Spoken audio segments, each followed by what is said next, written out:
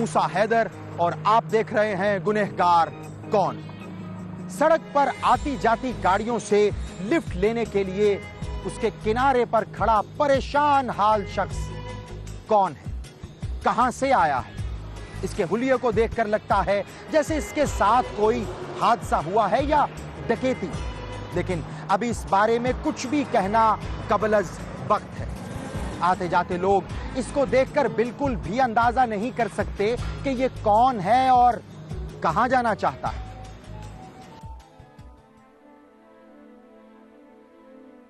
सुल्ताना पुत्र चाय ले भी आप। नारी अब्बा जी। हाँ पुत्र, वो अहमद रजा आया कि नहीं? आ गए अब्बा जी, सुबह सवेरे ही आए हैं, आते ही सो गए कमरे में। क्या बना? वो लाहौर गया था सफियान और उसकी बीवी को एयरपोर्ट से लेने। ये तो थे अब्बा जी, पर ना ही सफियान भाई एयरपोर्ट में मिले हैं ना ही भाभी, इतना ही बताया उन्होंने। क्यों? लंदन से फ्लैट नहीं आई या वो दोनों नहीं आए? ये नहीं पता अब्बा, थके हुए थे, आते ही सो गए हैं, उठेंगे तो खुद ही बता देंगे। अच्छा पुत्र, वो जब उठे ना तो उन्हें मेरे पास भेजा। ठीक है।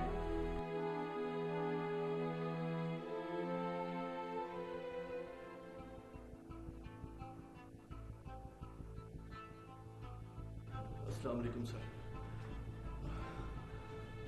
वालेकुम अस्सलाम, तशरीफ रखें।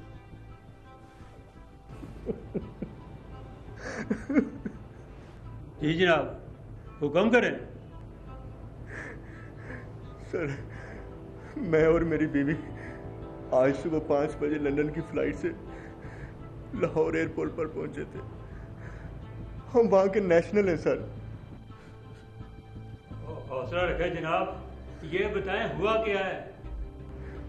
सर, मैंने गांव से अपने कज़न को बुलवाया था ले जाने के लिए। जब एयरपोर्ट से बाहर निकले तो वहाँ पे कोई नहीं था। कहीं कोई प्राइवेट टैक्सी तो नहीं ले ली थी गांव जाने के लिए? जी, ऐसा ही हुआ था सर। मैंने टैक्सी वाले से बात की और हम टैक्सी में बैठकर गांव की तरफ रवाना हो गए सर।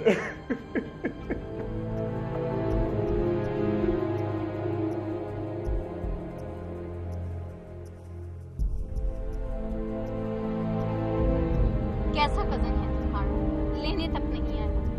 अब किस मुंह से जाएंगे उसके घर? कोई हो सकता है, कोई मजबूरी होगी हो।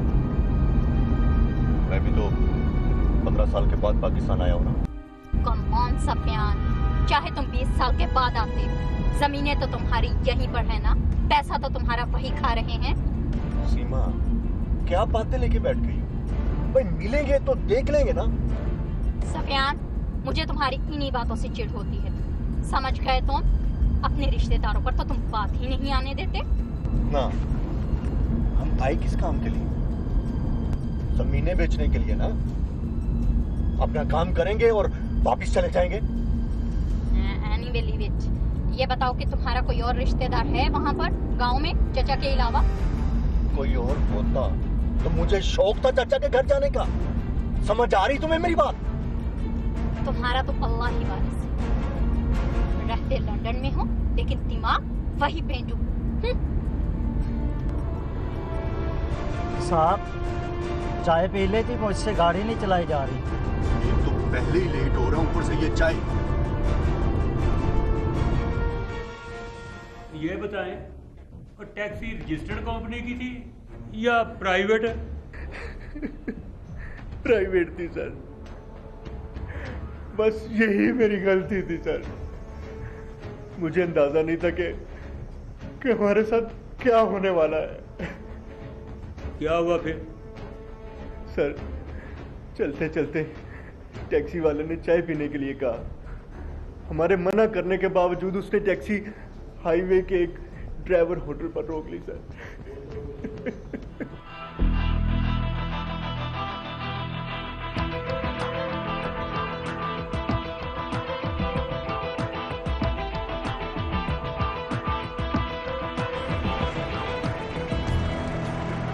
आप यहाँ से बड़ी अच्छी चाय मिलती है, तो मैं अभी लेके आ रहा हूँ।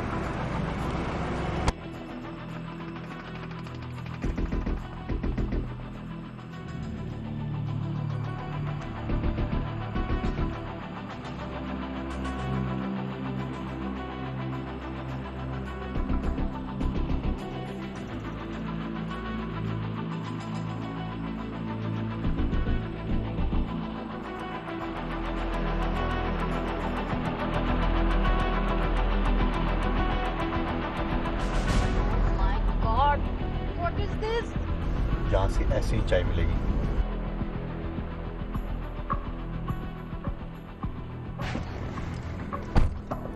माफी चाहता हूँ साहब, सर में बड़ी दर्द हो रही थी, गाड़ी नहीं चलाई जा रही। आप चाय पी लें, बस चलते हैं। बस जल्दी कर लो भाई, हमने घर पहुंचना है। पहले ही बहुत लंबा सफर करके आए हैं हम। और कितनी डेस्टिनेशन है यहाँ से? कितना टाइम लगेगा? बस बाजी कोई 1 घंटे का सफर बाकी है। इंशाल्लाह जल्दी गांव पहुंच जाएंगे। आप चाय पिए, जल्दी से फिर चलते हैं।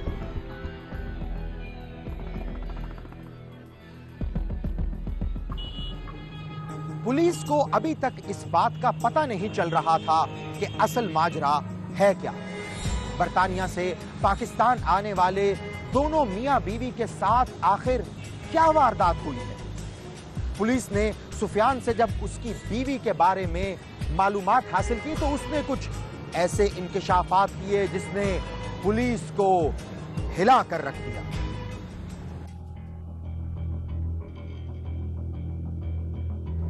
आपकी मिसेज कहाँ है? यही तो बताने के लिए आपके पास आया हूँ सर। और जनाब, जब आप पूरी बात ही बताएंगे तो पुलिस आपकी मदद कैसे करेगी? टैक्सी वाले ने हमें चाय पिलाई और उसके बाद हम दोनों बेहोश हो गए सर। जनाब, मैंने आपसे सवाल पूछा था कि आपकी मिसेज कहाँ है? वो उधर ही पड़ी है सर, जहां हम दोनों को फेंक कर टैक्सी वाला हमारा जेवर, रकम, सूटकेस सब कुछ लेकर फरार हो गया सर। कमाल करते हैं आप, तो अपनी बेगम को वहाँ अकेली छोड़ के आ गए। और ये लंदन नहीं पाकिस्तान है। क्या करता सर, वो बेहोश पड़ी थी। मुझे जब होश आया तो मैं सीधा आपके पास कंप्लेन लिखवाने के लिए आ गया। ठीक है ठीक है, इंस्पेक्टर साहब आते हैं तो बात करते हैं उनसे।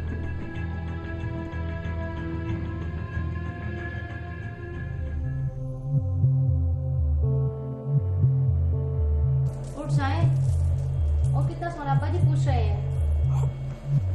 क्या पूछ रहे थे अब्बा जी? यहीं के सफियान और इसकी बीवी को लेने गए थे, हिलाई क्यों नहीं?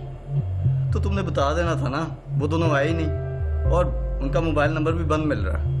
वो तो मैंने बता दिया था, पर उनके भाई का बेटा 15 साल बाद आ रहा है ना, इसलिए पूछ रहे थे वो खैर है, मैं खुद ही बता देता हूँ अब्बा जी को। वैसे भी पाकिस्तान पहुंचे होते तो अब तक फोन आ चुका होता। फिर सफियान मैंने वलाद से फोन करके क्यों कहा कि वो आ रहे हैं? वो मुझे क्या पता, मैं तो रेंटे कार से गाड़ी भी लेके गया था। पूरे 10,000 खर्चा हो गया मेरा। चलो उठ जाओ, मैं रोटी बना रही हूँ, आप हाथ मुंह धो लो आप। अच्छा, आता हूँ।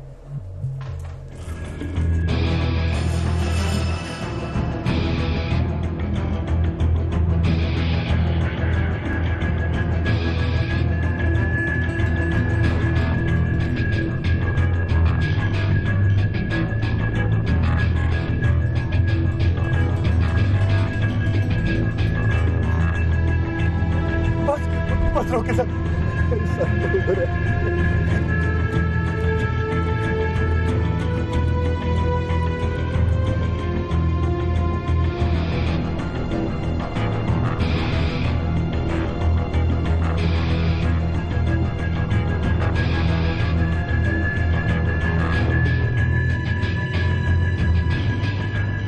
लगता है ये तो जिंदगी की बाजी हार चुकी है। जब आपको होश आया, क्या ये जिंदा थी? Yes, she was alive. Driver ने अच्छा नहीं किया हमारे साथ, बहुत बुरा किया उसने। ताहिर, एम्बुलेंस को फोन करो ताकि डेड बॉडी हॉस्पिटल पहुंचाई जाए।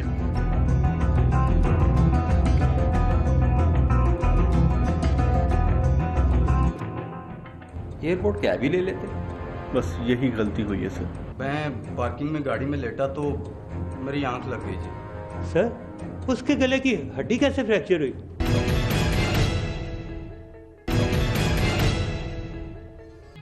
पुलिस ने मकतूला की लाश को पोस्टमार्टम के लिए अस्पताल रवाना किया और नामालूम मुल्जिमान के खिलाफ FIR उसके शौहर की मुद्दत में दर्ज कर ली। जैसे ही मीडिया के मुकामी नुमाइंदों को इस खबर का पता चला, उन्होंने फौरी तौर पर ये ब्रेकिंग न्यूज के तौर पर चलाई। बस फिर क्या था, मकामी पुलिस अफसरान की दौड़ें लग गई। क्योंकि इस खबर का नोटिस सिर्फ हुकूमत ने ही नहीं बल्कि सिफारत खाने ने भी लिया था।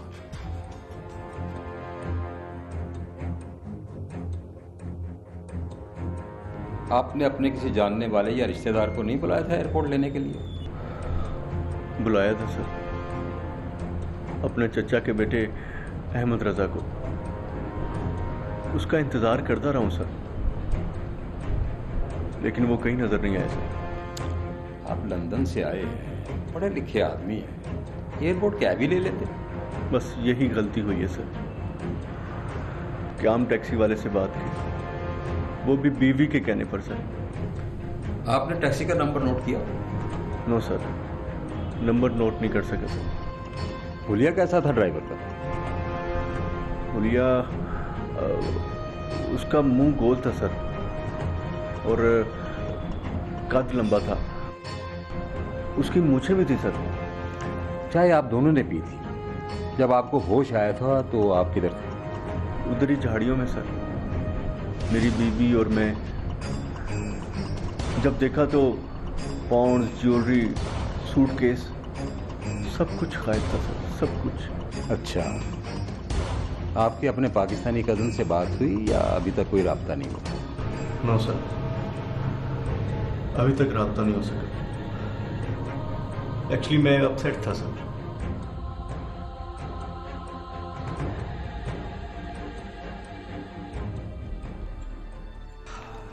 अहमद रजा, कुछ पता चला सुफियान का? कोई पता नहीं चला अब्बा जी, कोई समझ नहीं आ रही मुझे इसकी। यार कोई फोन करना था, आखिर ये कहाँ रह गए दोनों मियाँ बीवी? वो किसको फ़ोन करूं अब्बा जी? पाकिस्तान की कोई सिम नहीं है उसके पास, और बार वाला नंबर हमेशा बंद मिलता है। अरे ये विलायत वाले तो बड़े वादे और वक्त के पक्के होते हैं। पता नहीं ये सुफियान कैसा निकला है। अहमद, सुना है टीवी में दिखाया है विलायत शाही की खातून कत्ल हो गई है। हैं? नाम क्या था उसका?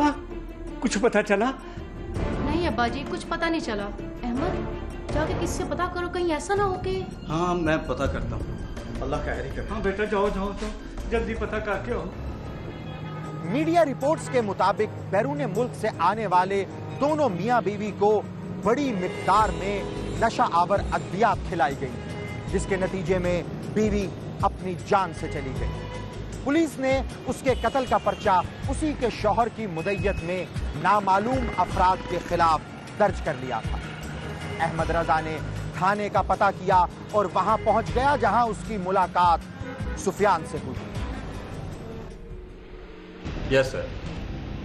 सर बस 1-2 दिन का टाइम दे दे ताकि हम एयरपोर्ट और टोल प्लाजा से सीसीटीवी की फुटेज निकलवा लें, ताकि ड्राइवर और गाड़ी ट्रेस कर सकें। ओके सर,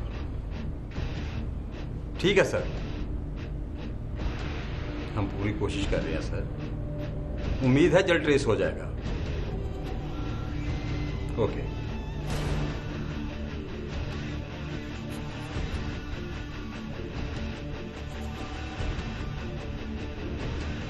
तो तुम इन्हें लेने गए थे लाहौर एयरपोर्ट? जी सर जी, मैं रेंटे कार से गाड़ी लेके गया था जी, बस वो थोड़ी सी गलती हो गई थी मुझसे। वो क्या? जी मैं रात 3:30 बजे एयरपोर्ट पे पहुंच गया था जी। फ्लाइट का टाइम 5 बजे था। मैं पार्किंग में गाड़ी में लेटा तो मेरी आंख लग गई थी। जी सुफियान साहब, आपके पास इनका नंबर तो था ना, आप इनको कॉल ही कर लेते। जी था मेरे पास, but I did not call him. मैंने सोचा कि अचानक घर पहुंचकर सबको सरप्राइज दूंगा। Okay, no problem. आप इन्हें घर ले जाएं, ये थके हुए लगते हैं। कल इन्हें सुबह तुम लेके आओ। जी ठीक है सर जी, वैसे भी कार में इनका इंतज़ार हो रहा है जी।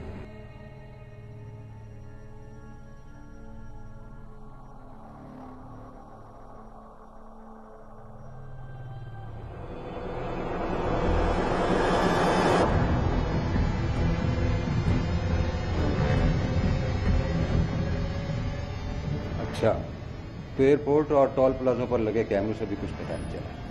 नहीं सर जी, मुलजम की किस्मत ही बहुत अच्छी है, कैमरे खराब है। समझ नहीं आती क्या हुआ है। जब से मीडिया पर खबर आई है, पता नहीं किस किस जगह से फोन आ रहा है। बहुत प्रेशर है। सर, वहाँ पोस्टमार्टम की रिपोर्ट लेने गया था, अभी तक आया नहीं। सर रिपोर्ट ले आया।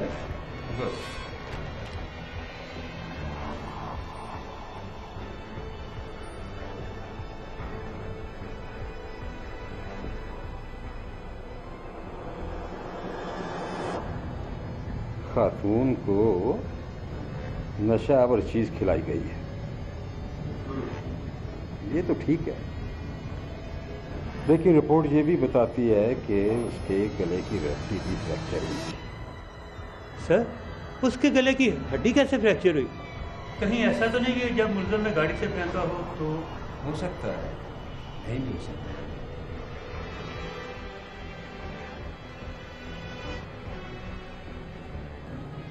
पुलिस सीमा की मौत का हर पहलू से जायजा ले रही थी ताकि उसके कातिलों को बेनकाब करके खुद सुरखरू हो सके। इसी बात को पेश नजर रखते हुए पुलिस के आला अफसरान ने इस केस की तहकीकात इंतहाई जदीद तरीन साइंसी बुनियादों पर करने का फैसला किया और इसके नतीजे में एक शख्स जिस पर पुलिस को शक था उसका पॉलीग्राफ टेस्ट कराने का फैसला किया गया।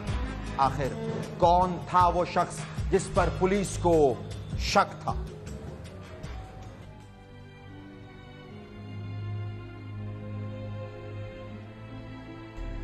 हाँ, वो अहमद बेटा क्या कहते हैं थाने वाले? सुफियान भाई को बुलाया, कहते हैं पोस्टमार्टम की रिपोर्ट दिखानी है इनको। अच्छा, मैं भी चलता हूँ साथ। नहीं, आप रहने दे बाजी, मैं होके आता हूँ सुफियान भाई के साथ। हाँ चाचा जी, आप रहने दें। चलें सुफियान भाई? हाँ चलो। अच्छा चाचा जी, फिर हम अच्छा बेटा, अच्छा बेटा, अल्लाह माफ। इसको इतना सीरियस ना ले, बस हमने आपसे चंद बातें ही तो पूछनी है। आप जानते हैं कादिर बख्श? बहुत अफसोस की बात है, पहले औरत को कमजोर समझते हो।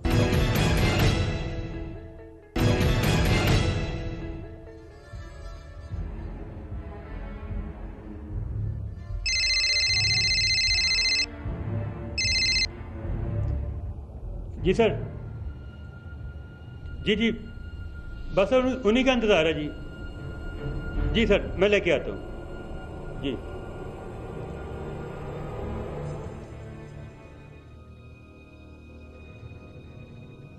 चाय दो बार जल्दी यार, चाय दो भाई। छोटे और पुत्र पे हम कर बागों को पानी दे, गिलास दो के।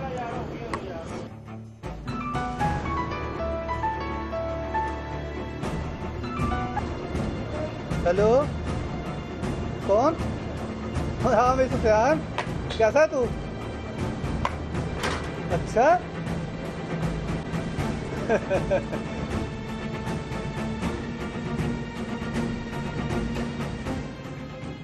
1921 में यूनिवर्सिटी ऑफ कैलिफोर्निया के मेडिकल स्टूडेंट जॉन लॉर्सन की इजाद करदा टेक्निक के जरिए पॉलीग्राफ टेस्ट करने के बाद किसी भी शख्स के सच और झूठ का तज्जिया लगाकर उसके मुल्जिम होने या ना होने का पता लगाया जाता है।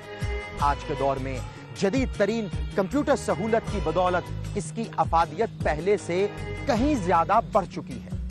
यही वजह है कि जब सुफियान थाने पहुंचा तो उसे इस टेस्ट से गुजारा गया।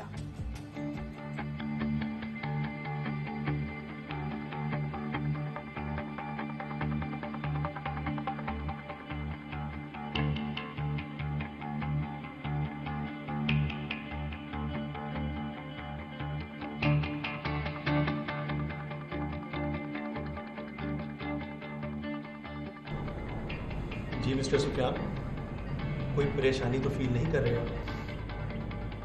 नहीं, बट मे आई नो ये सब कुछ मेरे साथ क्यों कर रहे हैं आप? इसलिए आपसे पूछा था, कोई परेशानी तो नहीं है आपको? आपको पता होना चाहिए कि मैं भी अपनी बीवी की तरह ड्यूल नेशनल हूं। Yes mister Sufiyan, I know. इसीलिए तो ये तरीका अडॉप्ट किया है हमने। वरना पाकिस्तानी पुलिस के पास और भी बहुत तरीके हैं। मैं अपनी एम्बेसी में आपकी कंप्लेन करूंगा। ये सब कुछ फेयर नहीं कर रहे आप। मिस्टर सुफियान, इसको इतना सीरियस ना ले, बस हमने आपसे चंद बातें ही तो पूछनी है। इंस्पेक्टर साहब, आप इनसे पूछें। अच्छा सुफियान, जब आपने और आपकी वाइफ ने चाय पी तो आप दोनों बेहोश हो गए। यस ऑफ कोर्स, ये बात कल भी बताई थी मैंने आपको। आप जल्दी होश में आ गए, लेकिन आपकी मिसेस सर्वाइव नहीं कर सकी। ऐसा ही था ना?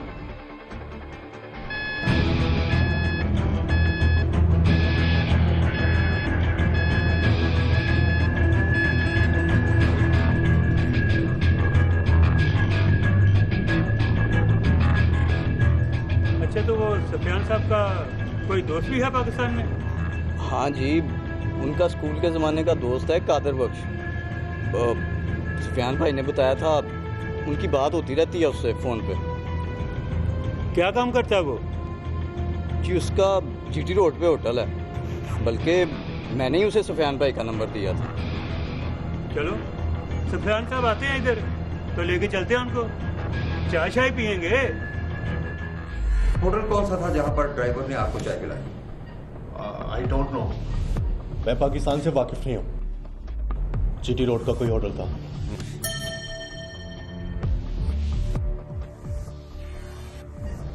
और वो होटल कादर बख्श का था। आप जानते हैं कादर बख्श? मियाँ साहब, आप इनको परेशान कर रहे हैं। जो बात ये छुपा रहे हैं वही बात तो आप इनसे पूछ रहे हैं। सुफियान साहब, क्यों, ऐसा ही है ना? ऐसी कोई बात नहीं है। आप पूछें जो कुछ पूछना चाहते हैं। ये बताएं कि लंदन में आपका अपनी बीवी के साथ कोई झगड़ा चल रहा था?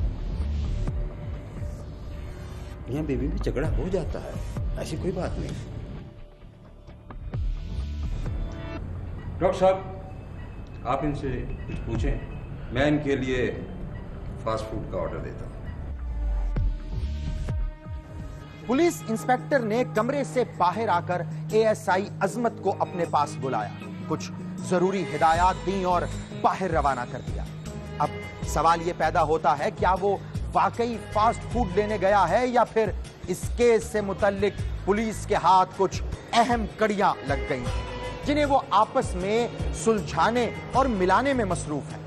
इस बात का पता तभी चलेगा जब एएसआई अजमत वापस थाने आएगा, जहां अभी भी पॉलीग्राफ टेस्ट जारी है।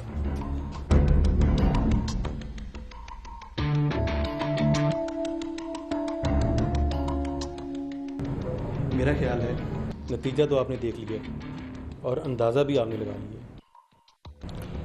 जो स्क्रीन दिखा रही है डॉक्टर साहब, इससे तो यही लगता है कि सुफियान। तुम लोगों की बात मुझे समझ आ रही है। तुम लोग मेरी बीवी का मर्डर मुझ पे डालना चाहते हो। I want to talk with my embassy.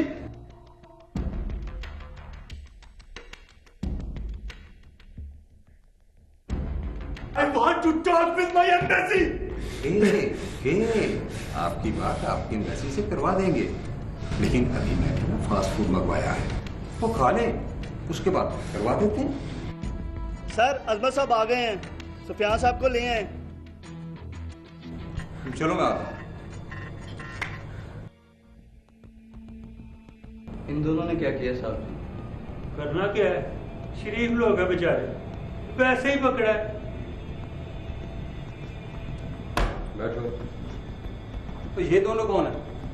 साहब जी, आपने एक बर्गर कहा था, मुझे 2 मिले, दोनों ले आए हूं। इनका चेहरा क्यों छुपाया हुआ है? फिलहाल तो इधर कोई मीडिया वाला नहीं। सर जी, ये सुफियान साहब के जानने वाले हैं, यही इनकी शिनाख्त करेंगे। हटाओ इनके मुझे कपड़ा।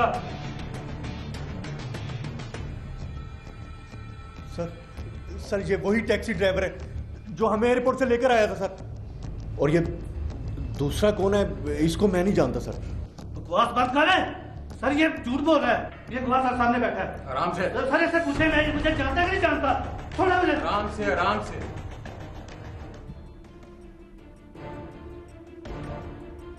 सुल्ताना पुत्र, वो आए नहीं अभी तक दोनों?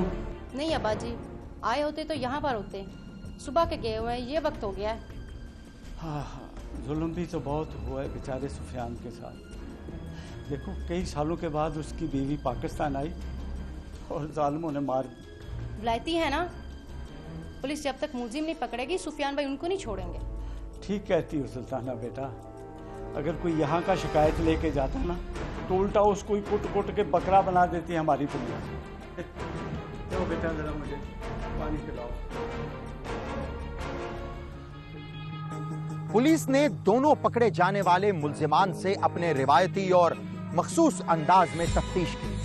उन्होंने इकरार किया कि उस रोज होने वाले वाकये में उनका किरदार था और उन्होंने ये क्यों किया ये तफसील भी बताई। लेकिन दूसरी जानिब सुफियान से पुलिस ने साइंसी बुनियादों पर तफ्तीश की, क्योंकि वो पाकिस्तानी शहरी होने के साथ साथ विलायती भी था। हाँ सुफियान, ये तो शरीके जुर्म है, लेकिन तुमने ऐसा क्यों किया? क्या दुश्मनी थी तुम्हारी अपनी बीवी और 2 बच्चों की मां से? क्यों मारा से? बहुत तंग करती थी मुझे, हर वक्त धमकियां देती रहती थी मुझे, जीना हराम कर दिया था उसने मेरा। किस बात पर धमकियां देती थी तुम्हें? कोई तो ऐसा काम किया होगा तुमने। सर जॉब छूट गई थी। एक दिन उसने मुझे रिपोर्ट कराने की धमकी दी तो मुझे गुस्सा आ गया। अगर हड हरामी ही करनी है तो पाकिस्तान जाकर करो, मैं तुम्हें कमा के नहीं खिला सकती। ज्यादा ऊंचा बोलने की जरूरत नहीं है, तुमसे ज्यादा ऊंचा बोल सकता हूं मैं। ये इंग्लैंड है, पाकिस्तान नहीं। एक फोन कॉल की मार हो तुम, यूं तुम्हारा पासपोर्ट कैंसिल करवा सकती हूँ मैं। धमकी दे रही हो मुझे? धमकी दे रही हो मुझे? सुफियान से कहती मेरा गला छोड़ो वरना बहुत बुरा होगा। ये तुम अच्छा, अब तुम देखो मैं तुम्हारे साथ क्या करती हूँ। सुफियान मैं कहती हूँ मेरा फोन दो वरना मैं चिल्लाना शुरू कर दूंगी। फोन दो मेरा। सीमा खुदा के लिए मुझे माफ कर दो। मुझे पता नहीं क्या हो जाता है, मैं अपने बस में नहीं रहता।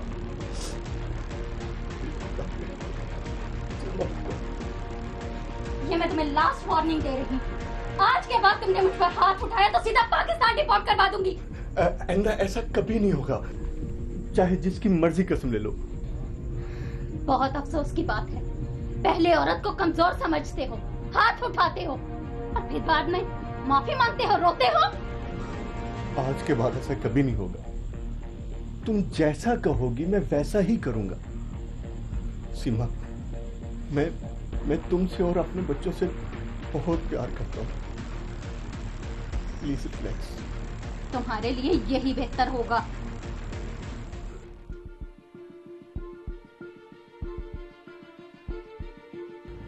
उसी दिन मैंने फैसला कर लिया कि सीमा को पाकिस्तान ले जाकर कत्ल कर दूंगा। और तुमने अहमद रजा से अपने बचपन के दोस्त कादिर बख्श का नंबर लिया और उससे राब्ता किया। जी सर, सारी प्लानिंग की थी हमने मिलकर। सब कुछ पहले से प्लान था सर। और तुम कादिर बख्श के होटल पर पहुंच गए। वहां उसने नशा आवर चाय पिलाई, तुम्हें नहीं, सिर्फ तुम्हारी बीवी को। ऐसी हुआ? जी सर। फिर क्या हुआ? चाय पीने के बाद अभी हम वहीं होटल पे खड़े थे तो सीमा वहीं पे बेहोश हो गई थी सर।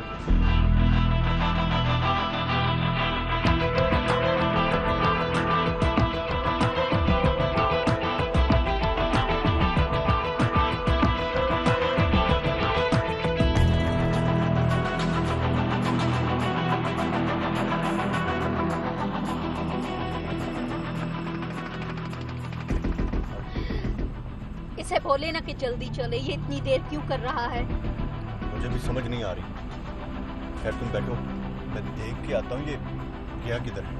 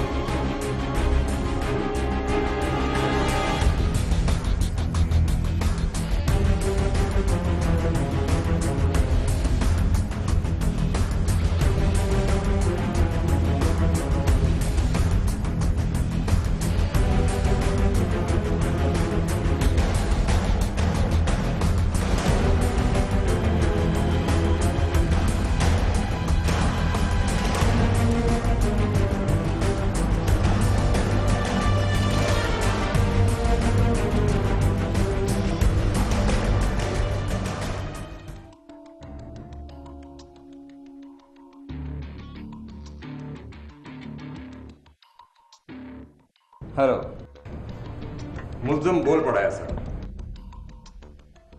सीमा का मर्डर ट्रेस हो गया है। उसका शोहर सुफियान और तीनों साथी हमारे पास हैं।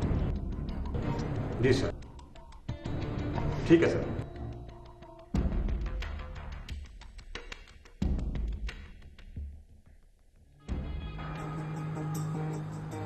इस तरह बैरून मुल्क से अपनी बीवी के साथ अपने आबाई वतन आने वाले शौहर को पुलिस ने उसकी अपनी ही बीवी के कत्ल के इल्जाम में उसके 3 पाकिस्तानी साथियों समेत गिरफ्तार कर लिया और अदालत में भी पेश कर दिया।